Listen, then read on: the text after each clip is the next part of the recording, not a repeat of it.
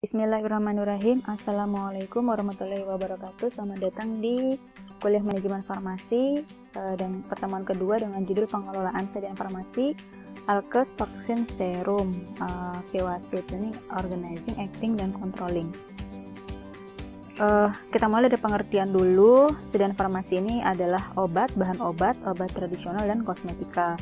Sedangkan Alkes adalah instrumen, aparatus, mesin, dan atau implan yang tidak mengandung obat yang digunakan untuk mencegah, mendiagnosis, menyembuhkan, dan meringankan penyakit, merawat orang sakit, memulihkan kesehatan pada manusia, dan atau membentuk struktur dan memperbaiki fungsi tubuh. Sedangkan BMHP adalah alat kesehatan yang ditujukan untuk penggunaan sekali pakai atau single use yang daftar produknya diatur dalam peraturan perundang-undangan. Vaksin adalah suatu produk biologi yang terbuat dari kuman, komponen kuman atau racun kuman yang telah dilemahkan atau dimatikan dan berguna untuk merangsang timbulnya kekebalan tubuh seseorang. Sedangkan serum, contohnya serum anti bisa ular, ini adalah obat yang dapat menetralisir racun dalam tubuh akibat gigitan ular berbisa.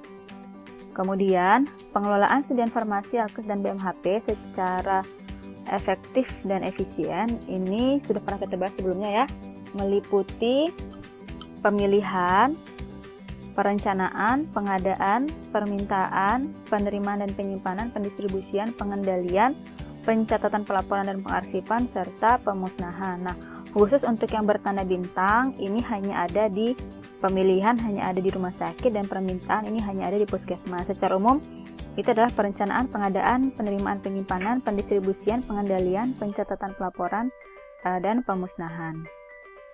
Kemudian kita bahas satu-satu ya. Pemilihan yang tadi khusus ada di rumah sakit adalah kegiatan untuk menetapkan jenis sediaan farmasi Alkes dan BMHP sesuai dengan kebutuhan ya, misalkan dengan formularium rumah sakit misalnya. Kemudian perencanaan adalah proses kegiatan seleksi obat dan perbekalan kesehatan untuk menentukan jumlah obat dan periode pengadaannya dalam rangka pemenuhan kebutuhan. Sedangkan pengadaan adalah kegiatan yang dimaksudkan untuk merealisasikan perencanaan kebutuhan tadi ya, realisasinya ya. Dapat dilakukan melalui pembelian, produksi sediaan farmasi, sumbangan, dropping, atau adanya hibah. Kemudian permintaan ini tadi khusus ada di puskesmas, bertujuan memenuhi kebutuhan obat di masing-masing unit pelayanan kesehatan sesuai dengan pola penyakit yang ada di wilayah kerjanya. Biasanya permintaannya melalui LPO ya. Kemudian penerimaan dan penyimpanan.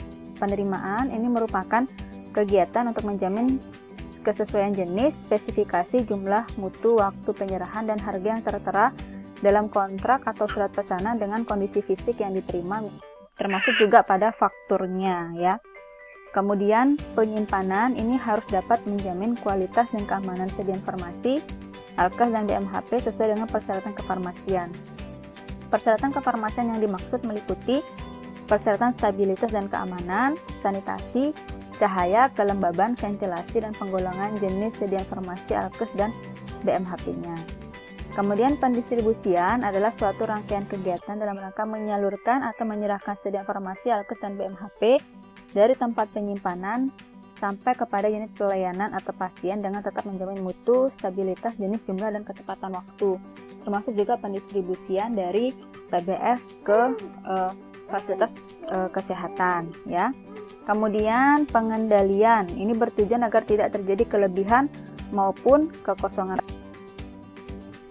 Pencatatan, pelaporan, dan pengarsipan ini bertujuan sebagai bukti suatu kegiatan yang telah dilakukan, sebagai sumber data untuk pengaturan dan pengendalian, juga sebagai sumber data untuk pelaporan ya, misalkan pelaporan per bulan, triwulan, laporan narkotik, dan psikotropik. Kemudian pemusnahan ini untuk produk yang tidak memenuhi persyaratan mutu, produk yang telah kadaluarsa, tidak memenuhi syarat untuk dipergunakan dalam pelayanan kesehatan atau kepentingan pengetahuan, dan atau produk yang sudah dicabut izin edarnya ya. Kemudian pengelolaan alat kesehatan atau Alkes. Nah, terdapat peraturan tentang CDAKB, cara distribusi alat kesehatan yang baik, yang harus diterapkan wajib ya oleh setiap PAK, penyalur alat kesehatan, dan cabang PAK dalam melakukan kegiatan distribusi. Nah, beberapa PBF itu dia selain punya izin PBF, juga dia punya izin PAK, penyalur alat kesehatan. Nah, macam-macam alkes, ada alkes elektromedik radiasi, ada alkes elektromedik non-radiasi, alkes non-elektromedik steril, alkes non-elektromedik non-steril, dan alkes diagnosis in vitro ya. Mungkin ini sudah dibahas di perkuliahan spesialit dan alkes ya. Kemudian pada CDAKB ini ada istilah kalibrasi ya, untuk memastikan dan menjamin alat yang disimpan dan didistribusikan telah terkalibrasi dan mampu ditelusuri menggunakan standar nasional atau internasional. Kemudian untuk penyimpanan alkes ini kurang lebih sama dengan penyimpanan sediaan farmasi lainnya. Produk disimpan dengan baik, tidak boleh ditumpuk langsung di atas lantai karena bisa lembab, dapat mengurangi mutu, keamanan dan manfaat, dan harus tertulis ya maksimum tingginya penumpukan. Kemudian palet rak terawat dengan baik dan bersih, dan ruang penyimpanan harus aman dari kemungkinan terjadinya pencampuran yang layak atau tidak layak. Kemudian pengelolaan vaksin dan serum ini secara umum ya. Vaksin dan serum disimpan dalam ruangan dengan suhu terjaga, cold room atau chiller pada suhu 2-8 derajat Celcius, atau freezer room atau freezer di suhu minus 25 sampai minus 15 derajat Celcius. Nanti lebih lengkapnya akan di penjelasan pertemuan ke-4 kalau nggak salah ya. Kemudian suhu minimal dimonitor 3 kali sehari, pagi, siang, sore, menggunakan termometer yang terkalibrasi dan harus didokumentasikan, ada pencatatannya ya. Kemudian penyimpanan vaksin dan serum di puskesmas, ini khusus di puskesmas ya, biasanya disimpan di lemari es suhu 2-8 derajat Celcius. Penyimpanan di lemari es harus ditata sedemikian rupa sehingga memungkinkan pemakaian vaksin berdasarkan urutan tanggal kadaluarsa atau FIFO, serta menjamin suhu tetap merata dalam lemari es tersebut. Nah, vaksin yang dibawa ke pos pelayanan, misalkan ke posyandu gitu ya, dengan menggunakan vaksin carrier yang diisi 4 buah cold pack, penggunaan spons dimaksudkan agar suhu dingin dalam vaksin carriernya itu tetap stabil. Kemudian penanganan vaksin sisa di puskesmas, ini sisa vaksin yang masih utuh disimpan dalam lemari es, dan untuk pelayanan hari berikutnya digunakan terlebih dahulu sisa vaksin tersebut. Sisa vaksin yang sudah dibuka itu harus dibuang karena bahaya kontaminasi. Nah, mungkin ini ada sedikit tentang perencanaan ya. Semoga waktunya cukup ya. Ini merupakan tahap awal dari pengadaan obat. Perencanaan obat, memilih jenis, jumlah, dan harga obat yang sesuai dengan kebutuhan untuk periode pengadaan yang akan datang. Tujuannya untuk menjamin ketersediaan, mendapatkan jenis jumlah obat tepat sesuai kebutuhan, meningkatkan penggunaan obat yang rasional, dan meningkatkan efisiensi penggunaan obat. Kemudian pedoman perencanaan ini harus mempertimbangkan anggaran yang tersedia ya, karena biasanya anggarannya terbatas. Kemudian penetapan prioritas mana yang diutamakan terlebih dahulu, kemudian melihat sisa persediaan dari periode sebelumnya, kemudian data pemakaian periode yang lalu bisa dilihat dari kartu stok biasanya, dan waktu tunggu pemesanan serta rencana pengembangan. Nah, gambaran penggunaan obat dapat diperoleh dari data real ya, konsumsi obat, pola penyakit, dan gabungan dari kedua metode tersebut. Nah, jadi perencanaan itu ada metode konsumsi, ada metode epidemiologi, dan gabungan dari konsumsi dan epidemiologi. Kemudian kita awali dari perencanaan dengan metode konsumsi. Ini berdasarkan data real konsumsi perbekalan farmasi periode lalu dengan berbagai penyesuaian dan koreksi. Syaratnya adalah penggunaan sebelumnya itu harus rasional, kemudian tidak mempertimbangkan epidemiologi penyakit. Dasarnya analisis data dan konsumsi sebelumnya. Bisa dari kartu stok, sumbernya pencatatan pelaporan beberapa fasilitas kesehatan, misalkan di puskesmas, hasil pertemuan beberapa tenaga medis. Nah, jenis data ini bisa berupa alokasi dana, daftar obat, stok awal, penerimaan pengeluaran, sisa stok, kadaluarsa, obat kosong, dan stok pengaman. Nah, kelebihannya adalah datanya akurat dan metode yang paling murah, paling mudah ya. Tidak perlu data penyakit dan standar pengobatan. Kekurangan dan kelebihan obatnya itu sangat kecil. Kemudian kekurangannya, data konsumsi obat dan jumlah kontak pasiennya sulit, tidak dapat untuk dasar penggunaan obat dan perbaikan peresepan. Kemudian kekurangan, kelebihan, dan kehilangan obat sulit diandalkan dan tidak perlu catatan morbiditas yang baik. Untuk rumusnya, metode konsumsi adalah A sama dengan B plus C plus D min E, di mana B itu adalah pemakaian rata-rata dikali 12 bulan, stok pengamanan 10% sampai dengan 20% atau sesuai kebijakan, D waktu tunggu, dan E ini adalah sisa stoknya. Nah, ini contoh pengerjaannya. Misalkan selama tahun 2015 Januari sampai Desember pemakaian paracetamol tablet sebanyak 1,5 juta tablet. Sisa stok per 31 Desember adalah 50.000 tablet. Waktu tunggunya 1 bulan, harga per box 100 tablet adalah 25.000. Hitunglah perencanaan untuk 2016 dengan metode konsumsi dan berapa anggaran yang dibutuhkan. Nah, sesuai dengan rumusnya tadi ya, 1,5 juta tablet per tahun, maka 125.000 tabletnya per bulan ya. Kemudian C-nya tadi adalah buffer stoknya 20%, dari 1,5 juta adalah 300.000 tablet.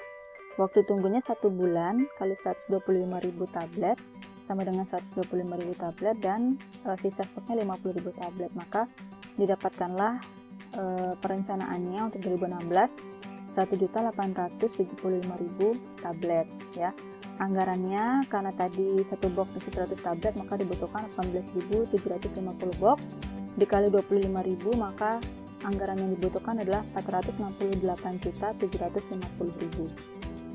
Kemudian untuk metode epidemiologi atau morbiditas, ini berdasarkan jumlah kebutuhan perbekalan farmasi digunakan untuk beban kesakitan, morbidity load, yang didasarkan pada pola penyakit, perkiraan kenaikan kunjungan, dan waktu tunggu atau lead time.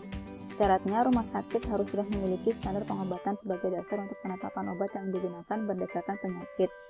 Pertimbangan alokasi dana. Nah, langkah-langkahnya adalah menetapkan pola morbiditas penyakit berdasarkan kelompok umur penyakit, menyiapkan data populasi penduduk, meninggalkan data masing-masing penyakit per tahun untuk seluruh populasi pada kelompok umur yang ada, menghitung frekuensi kejadian masing-masing penyakit per tahun untuk seluruh populasi pada kelompok umur yang ada, dan menghitung jenis, jumlah, dosis, frekuensi, dan nama pemberian obat menggunakan pedoman yang ada, serta menghitung jumlah yang harus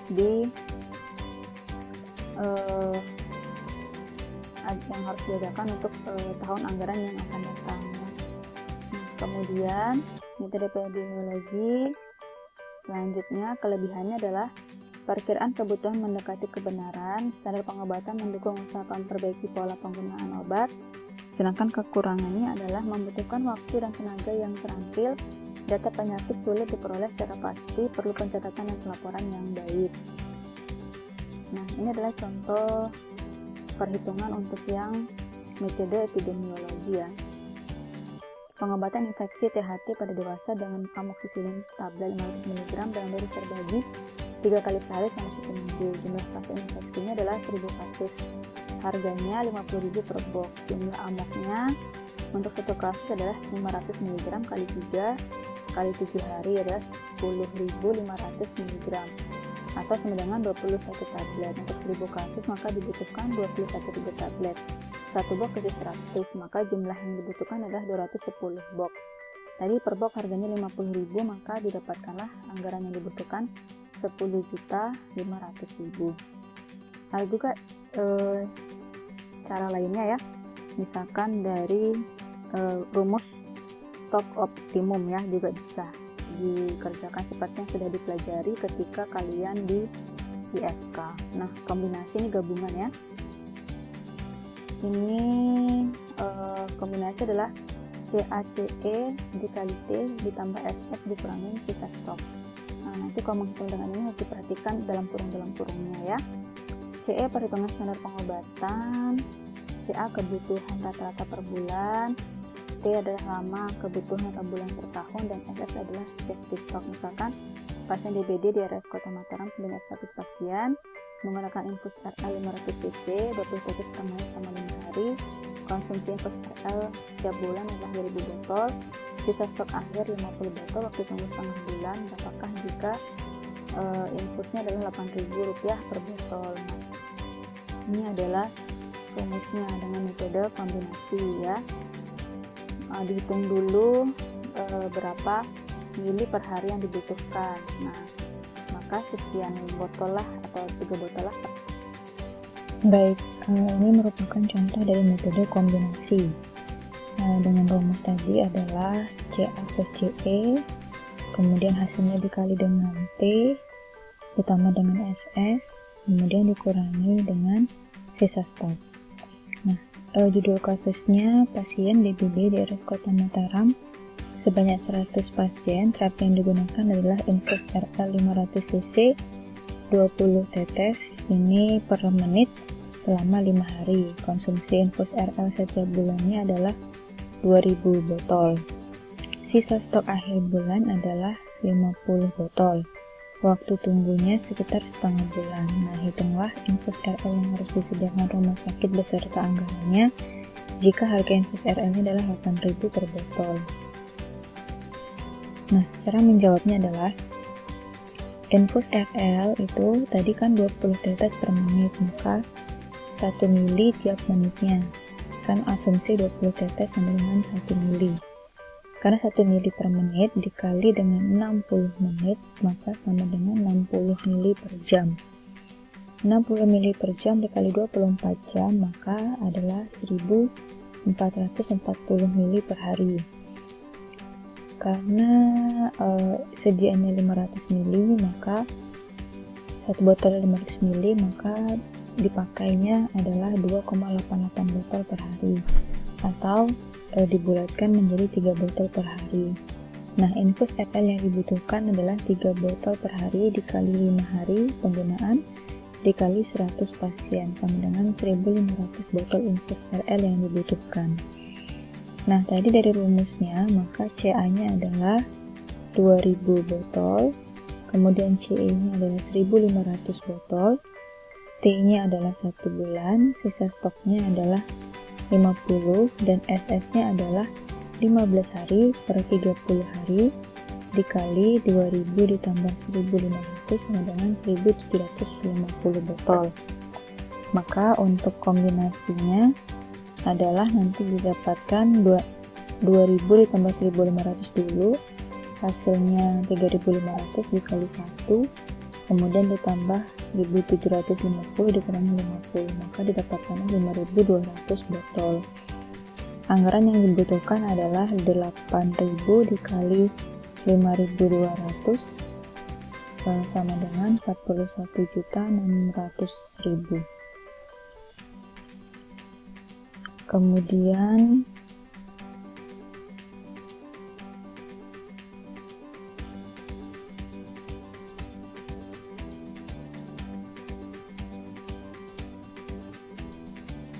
analisis Pareto.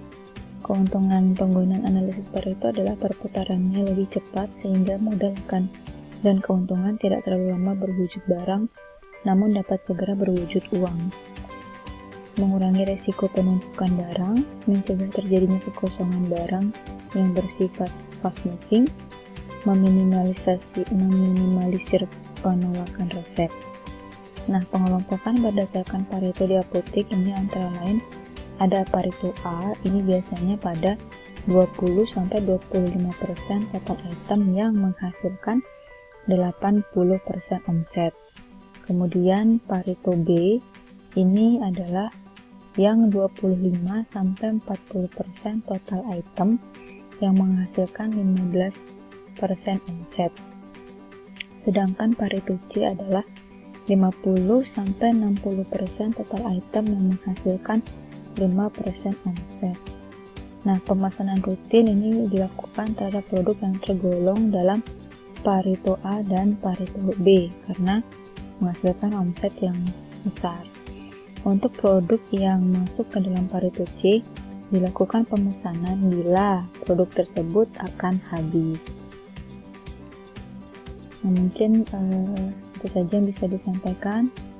Kurang lebihnya mohon maaf. Terima kasih banyak. Wassalamualaikum warahmatullahi wabarakatuh.